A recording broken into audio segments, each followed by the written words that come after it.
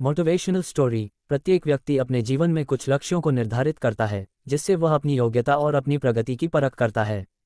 यदि लक्ष्य हासिल नहीं होते हैं तो वह अपनी कमियों को देखता है, उसमें सुधार करता है और फिर उन लक्ष्यों को हासिल करने की कोशिश करता है। कई लोग अपने लिए लक्ष्यों को निर्धारित करते हैं और उसको पाने के लिए रणनीति भी बनाते हैं, लेकिन वे असफल होते हैं। जागरण अध्यात्म में आज हम भगवान बुद्ध से जुड़ी एक प्रेरक घटना के बारे में बता रहे हैं, जिसमें आपके लिए एक संदेश है। भगवान बुद्ध को जब ज्ञान की प्राप्ति हो गई तो फिर वे संसार को उस ज्ञान से आलोकित करने निकल पड़े। भगवान बुद्ध किसी गांव में जीवन के विभिन्न आयामों पर प्रतिदिन व्याख्यान देते। उनके प्रवचनों में जीवन का सार छिपा रहता।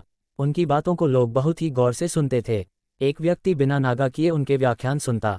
काफी समय बीत जाने के बाद भी उसने अपने अंदर कोई विशेष बदलाव नहीं पाया है। इससे परेशान होकर वह एक दिन बुद्ध के पास गया और बोला कि वह लंबे समय से एक अच्छा इंसान बनने के लिए उनके प्रवचनों को सुनता रहा है, लेकिन इससे उसे कोई विशेष लाभ नहीं हुआ। वह एक अच्छा इंसान नहीं बन पाया, उसमें कोई बदलाव नहीं आया है। उसकी बातों को सुनकर बुद्ध मुस्कुराए। उन्होंने उसके सामने उसके गांव का नाम, वहां तक की दूरी, वह वहां कैसे जाता है, आदि जैसे प्रश्नों की झड़ी लगा दी। जब बुद्ध ने उससे कहा कि क्या वह यहां से बैठे बैठे अपने गांव पहुंच जाएगा, तो वह झुंझला गया। उसने कहा कि ऐसा तो बिल्कुल भी संभव नहीं, उसे वहां तक पहुंचने के लिए पैदल चलकर जाना ही होगा।